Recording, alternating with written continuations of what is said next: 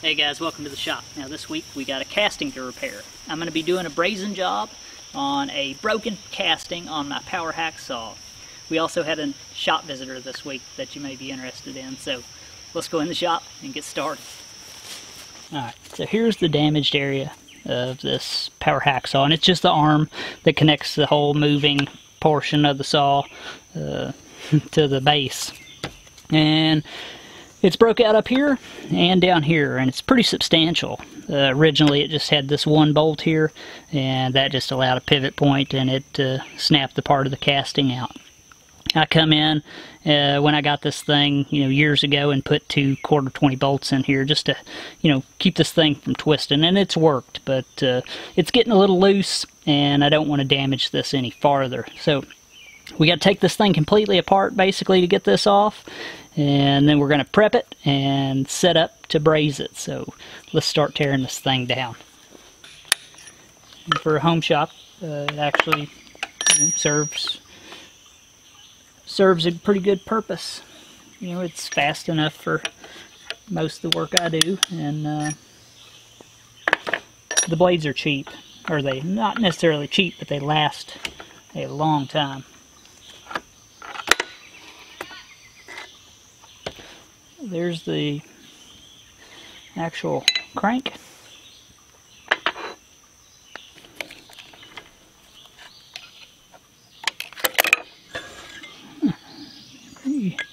Pretty basic so far. I think there's really much to one of these, to be honest. This is the basic, model. It doesn't have a power lift or anything on it. It is as simple as it gets.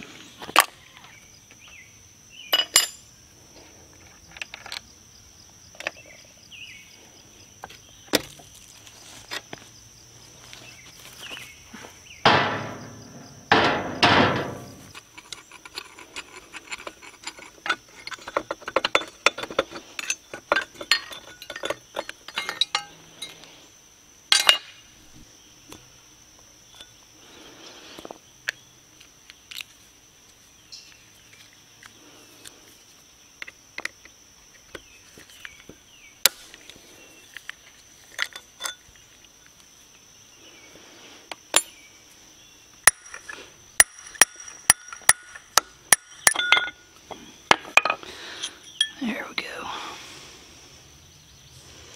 It's a pretty heavy gear.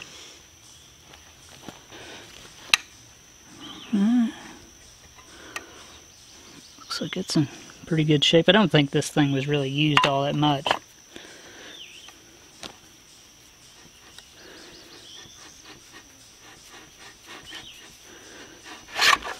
Yeah, that's all one piece. That would be hard to remake.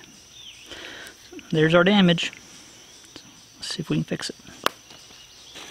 Alright, now this is oil soaked. I mean, you can probably see it. And the first thing we want to do is clean this thing up. So I'm just going to use some carburetor cleaner. Spray this thing good. Just to get, all the oil off. Then we'll brush it real good. And we'll prep the surface with a carbide burr.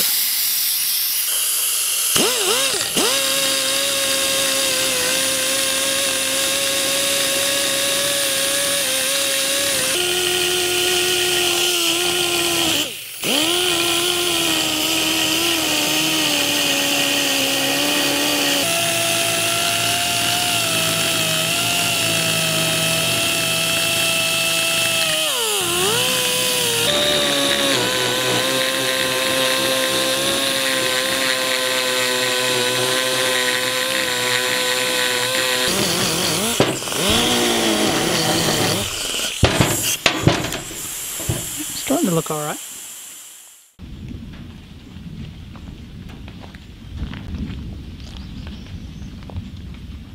Well, our outside repair party has officially been canceled. We're gonna have to move it inside. It's decided to storm. And I had a shop visitor the other day, somebody you may know, and I want to share a little bit of that footage with you. Hey guys, I got a shop visitor in today that Chloe that stopped by and decided to do a little shop tour. We got Brian here. He's got a YouTube channel, so go check him out. So it's BC Block 02, or if you don't want to look for that because it's hard to find, just Google this old barn shop, and about the first 2 pages of Google come up with my videos. So you should be able to find those. And Bailey will be there. Yeah. He's not quite as excited as the collie here today, but he's the real star of the channel. So you can come by and check him out too. Yeah, it's amazing what this guy's done with his shop. You really need to go check him out. He's got some real tools too, not the small tools that I have. He's got some monster stuff. So go check him out. I don't think you'll be disappointed. He's done some amazing things with his shop. So. Yeah, if you like industrial size tools, my shop's kind of like a throwback to 1950s actual machine shop would be, I guess. Yeah, it's a lot of big manual machines. Yeah, so stop by and check it out. And I was glad to be here and see Steve's shop. And if you want to see my shop tour video I did, you can check it out on my channel and maybe learn some stuff here that he hasn't revealed yet. So. Yeah, go check Brian out. I don't think you'll be disappointed. He's got some amazing stuff. So go check him out. Alright, so we've moved on to the welding bench, and we've got some graphite foam and some ceramic insulation just to isolate this part from the workbench, because we're going to heat it up, and we want to heat it kind of slow to get it to quite a high temperature. We're going to heat this first with a propane torch because we don't want to waste all of our acetylene, just putting heat in this thing. Then once we get it good and hot, we'll wrap it just to keep in the heat, because this is a pretty hefty part.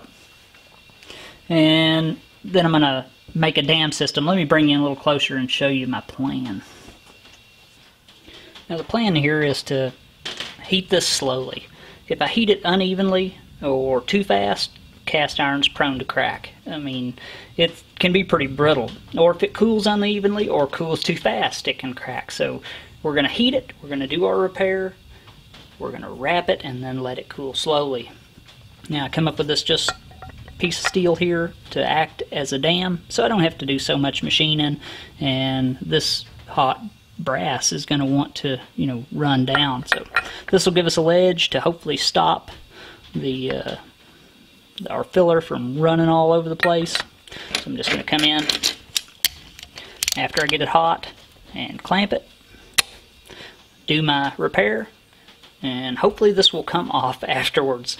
I don't know. I'm going to smoke this with the torch. I don't know if that will help with the filler not sticking to it, but we'll see. So that's the plan. We're going to first heat it with a propane torch and get this repair rolling.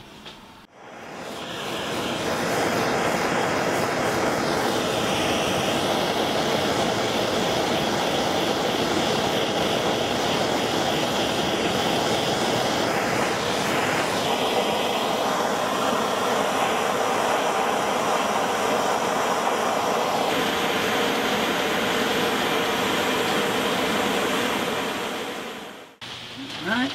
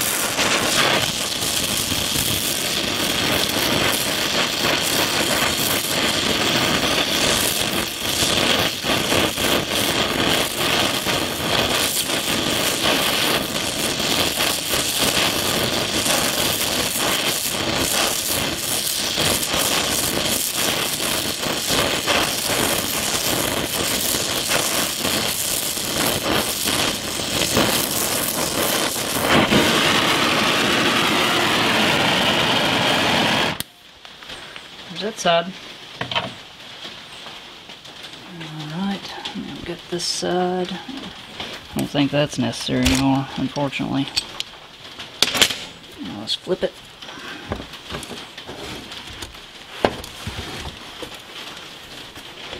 This side should be a little easier.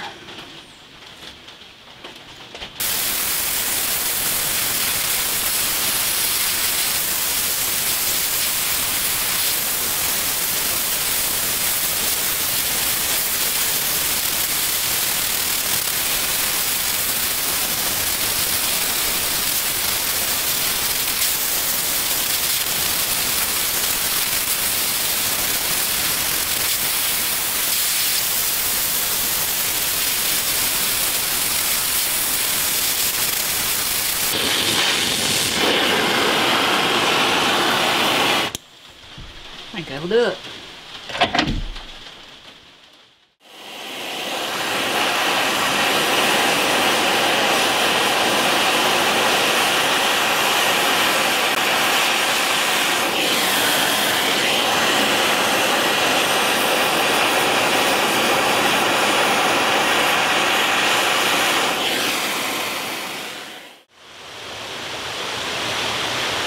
All that rain we got made this creek beside my shop run pretty heavy.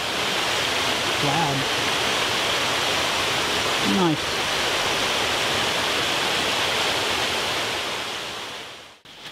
Well, I think that went fairly well. You know, the only problem is that it stuck to the dam that I made, but you know, it's just mild steel, so it'll machine out easy. I mean, it's better than machining a whole new piece, because really that was the option. That or just making a mess with that bronze or the filler and, you know, it running out everywhere. So, you know, a dam is a good option in some cases. I think it'll be just fine. We'll let it cool down and then we'll assess the situation further. Well, it's the next day and I've let this cool down completely on its own. And the more I think about this, the more I wish I would have done this a different way. I should not have used a whole piece here as a dam, because now I got to machine that out. You know, I was hoping and betting on the, you know, the fact that maybe it wouldn't stick. I should have known better, but you know, it is what it is. What I should have done, you know, in hindsight, which is always 20/20, is used individual pieces. Come in, I could have stuck this on the edge there and clamped it with a C-clamp, and then, you know, I would just had to machine out a small amount. So now I'm going to have to machine this piece off. I'm just going to go to the saw and I'm going to first chip all this flux off, and then go to the saw, machine that off, angle grind the sides, then we'll take it to the shaper and we'll machine our mistake out. It's not a mistake, it just wasn't a great way.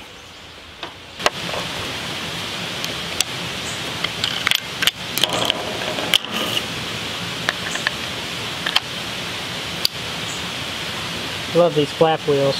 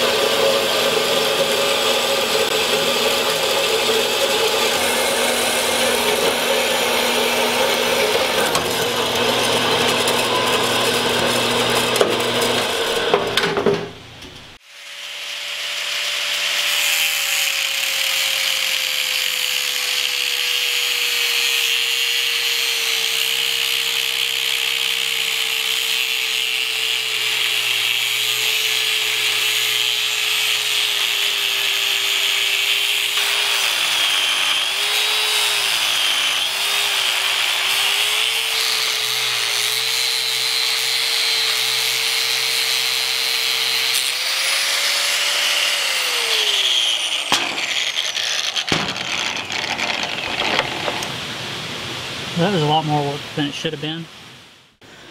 Well, I think that I'm set up here, good enough for this. I mean, the problem with a casting is there's just, most castings, is there's just no true surfaces on it. Any flat surfaces, relatively flat surfaces you have are all rough from, being non-finished. So we've set this up as good as I can, and let me bring you around and explain the setup a little better. Here's our setup. Now I've got a V-block here holding this vertical shaft because I want 3 points of contact, so I wanted a V-block. That'll keep it straight up and down. The V-block's referencing off a parallel that's referencing off of the ways of the vise. Now, nothing else on this thing is really machined. It's a casting, and castings are, notoriously rough, and this is, no exception. We've got 2 machinist jacks under here to support this when we're cutting, because our cutting forces are going to be, pushing down on this. There's really no other way to hold this. I was going to try this in the milling machine, but the milling machine vise and stuff is just not deep enough or big enough to really hold this, adequately, at least I thought. So this is what we're going to do. All I did to line up my existing slot here was use my cutter, squared it on the ways of the vise, come in here and lined it up by eye, running the ram back and forth with what little existing machine surface I had left. So that's what we're going to do. I'm going to get you out here. We're going to run back and forth. We're just going to cut this lightly, and hopefully it turns out good. Alright, now I'm just going to be feeding down by hand, and this is basically just a parting blade.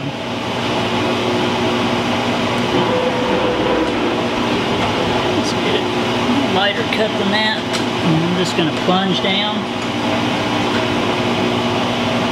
and just work it, here and there till I get the pocket that I want.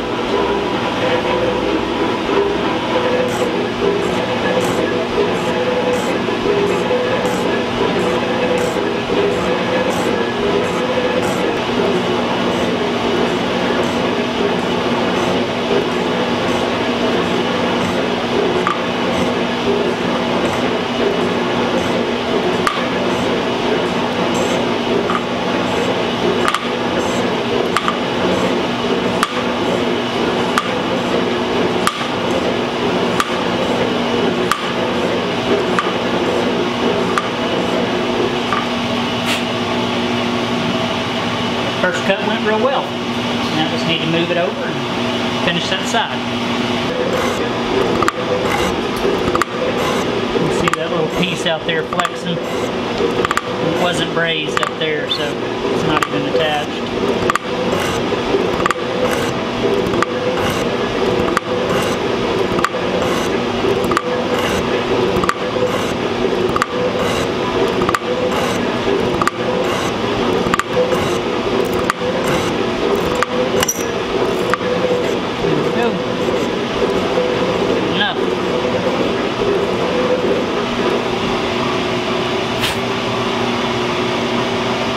Little cavity back there. Just come in with a little file and clean that up, and I think that'll be fine. Better than it was. Same thing with this side. Just a heavy pass, I guess. Seems to be handling it fairly well. And then just a cleanup.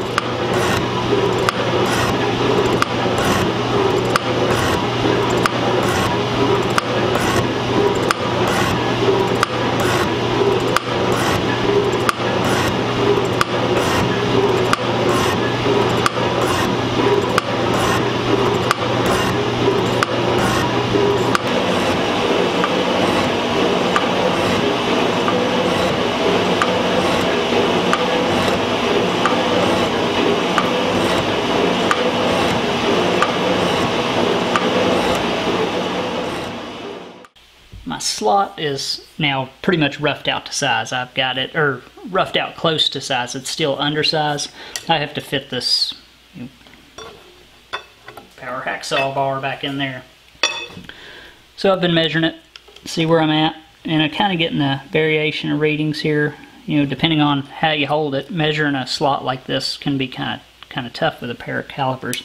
Now I've seen others use this method. Adam Booth uses this. I see it, you know, with him using it because he measures a lot of key slots and stuff. And I've seen him use this method, and I've used it also in the past, and it works really well. Now this is a Starrett adjustable parallel, and I've just snugged up the screws to where it, you know, you have to forcibly move it, but it's movable. Put it in the slot and expand it, and it'll pretty much square itself up. You know, just get it to where it fits in there good. That's about the fit that I want. And then measure this across here, which is much easier and much more accurate. So we're at 1.2 inches right now, and what I want to be at is basically 1.25. 1.25, let's just say that. So I got 50 thousandths to remove. I'm just going to move my table over a little bit and cut down to my 0, and that's it. This part should be ready to go back on the saw. Alright, so just move the table over 50 thousandths.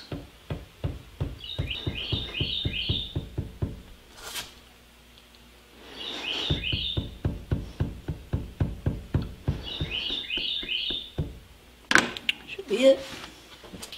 Come back in and cut it.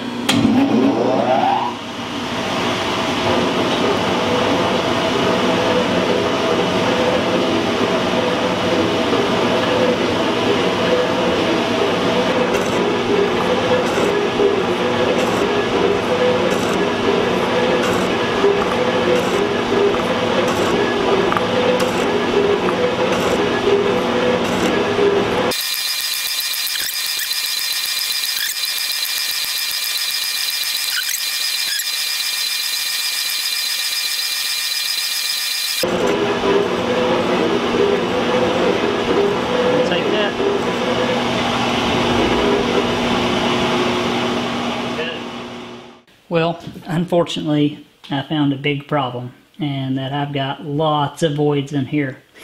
Now, I'm also a little shy on this corner here and this corner here. Now, I definitely wouldn't call this a success. I'm going to have to come in and refill that up. Not that it would even matter. I'm not going to bore you with it, but I'm going to refill this in.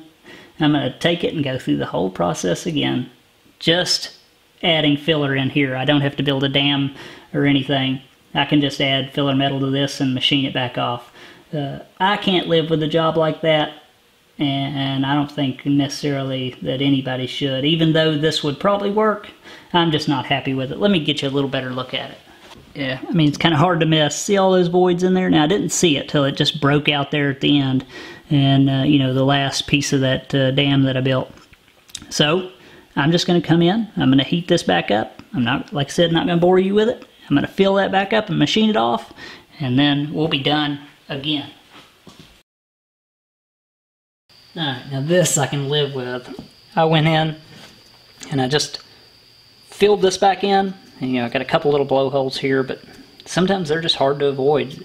And even if you can get them hot, they're hard to fill. Sometimes they just do not want to fill in. And I'm using a little bit small of a torch head, so my gas velocity out of my end of my torch is a little high. But I don't have the heads. I got a really large torch head and then a really small one. So, you know, it's one or the other, way too big or too small. So my gas velocity is a little high, and that, you know, blows down into my molten puddle and doesn't help with the little holes. But that won't hurt anything. I'm perfectly fine with that. This side turned out pretty good. We got a little hollow, you know, down in this bottom, just a little spot. But for what it is, it's pretty good. I'm pretty happy with that. We got one little spot that didn't clean up in this corner, and you know, a couple little specks here. But I never expected it to be perfect, but I was not going to let this job come out, you know, like it was. I wouldn't have been happy with that. Well, I wasn't happy with that, and I definitely wouldn't have made somebody pay me for that. So, But I would be satisfied with this job, and I think anyone, you know, that's not crazy particular would be happy with it also. So I'm going to go paint this thing, and then we'll put it back together.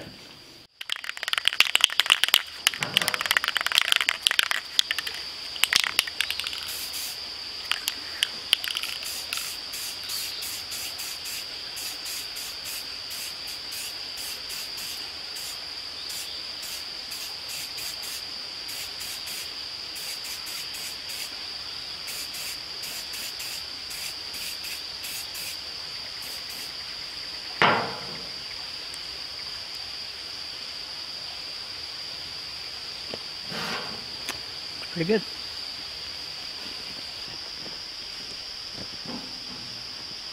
Hi, Chloe. What are you doing, girl? Alright.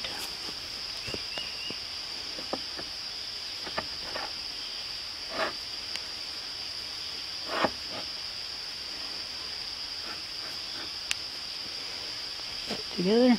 Man, that doesn't match very well. But it's as close as I can get.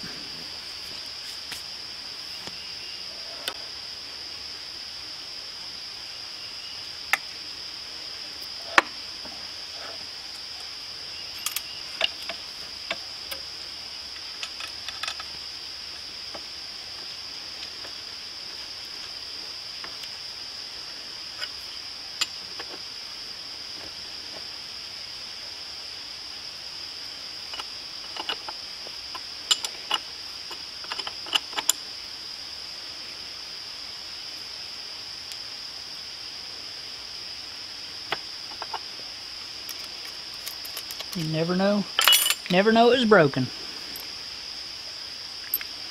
Instead of having 1/2 13 bolt here, they should have had like 2 7/16 or something. I mean, all that is a pivot point. And this arm is very heavy, and you know, I don't know if it's didn't have, you know, this plate here to begin with, but the only thing that would hold this heavy end of the hacksaw up was this little pivot here. This little thing right here. So all the weight, when this thing would cut through a part and drop, would go right onto, you know, this pivot point here. So it broke out. But I think it'll be just fine. It's gonna take took a little time, but you never know it was broke other than that ugly color. But once the non-matching color, but once it gets a little dirty, it ain't gonna make a bit of difference. No, but ever know.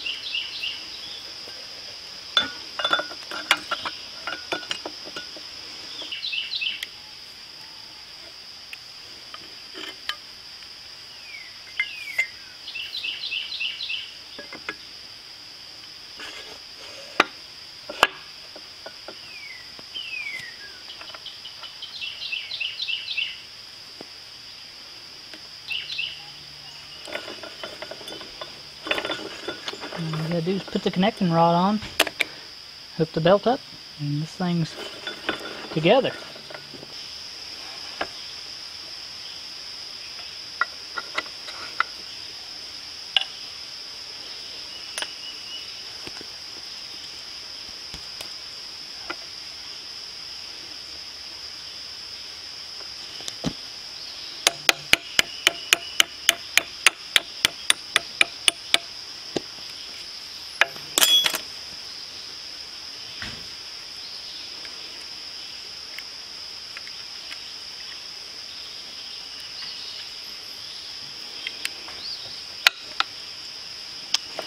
Here we go.